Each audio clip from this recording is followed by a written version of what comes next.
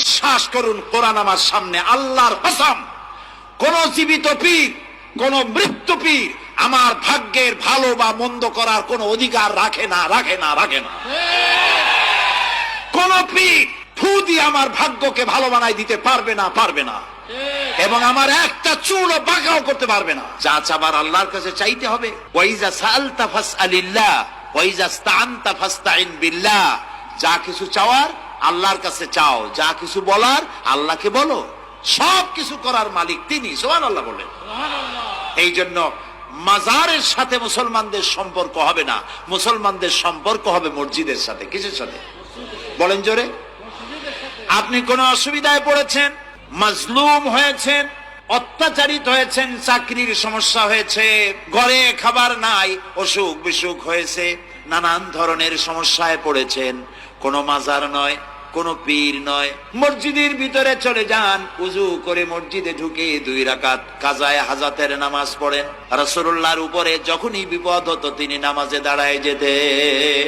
সুবহানাল্লাহ বলো। আপনি কেন যাবেন একটা কবরের কাছে?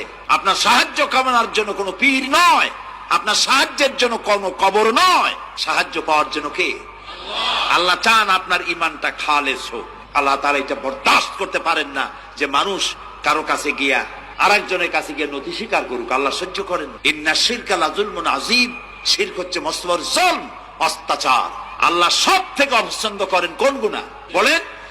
শিরক। আল্লাহ সহ্যই করেন না। কেন করেন না? একটা যুক্তিতে আসে। যারা বিবাহ করেছেন তাদের স্ত্রী যদি স্বামীর সাথে যে ধরনের হাসি খুশি প্রেমের আদান প্রদান করে, স্বামী ছাড়া যদি আরেকজন পুরুষের সাথে এরকমের ভাব বিনিময় করে, ফোনে কথা বলে, প্রেম করে, খুব সুন্দর করে ভালোবাসা দিয়ে যদি চিঠি লেখে অন্য পুরুষের কাছে, অথবা প্রেম নিবেদন করে, তাহলে স্বামীদের অবস্থা কেমন হবে বলেন? এইটার জবাব দিতেও যদি দেরি হয় তো খুবই কুলক্ষণ। হ্যাঁ, ভয়ানক হবে, ভয়ানক হয়ে যাবে। নিজের চরিত্র যতই যা হোক, বউর চরিত্র ভালো চাই। আচ্ছা বলেন তো, স্ত্রী আপনার সঙ্গে যেভাবে প্রেমের হাসি হাসে, প্রেম নিবেদন করে, ওই রকম আরেকটা পুরুষের কাছে সাথে করলে আপনার সহ্য হয় না কেন? আপনি স্ত্রীর উপরে আপনার অধিকারটা কতখানি, কি জন্যে?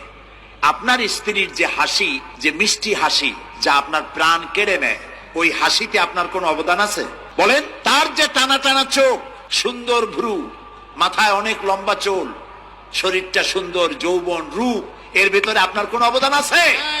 হ্যাঁ আছে, একটু তো আছেই। আপনি যে মুখ দিয়ে বউটা হাসে, সেই ঠোঁটে একটু লিপস্টিক লাগাইছেন। যে চোখের জন্য আপনি পাগল, সেই চোখে একটু কাজল লাগাইছেন। শরীরটাকে পেঁচাবার জন্য সুন্দর একটা শাড়ি কিনে দিছেন।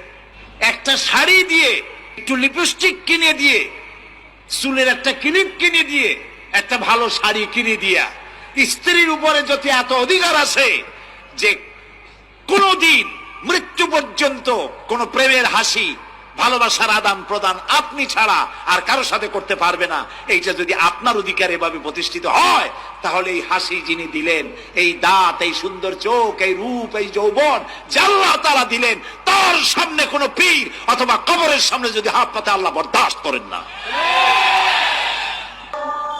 রাসূল সাল্লাল্লাহু আলাইহি ওয়াসাল্লাম যে রোগে মারা গেছে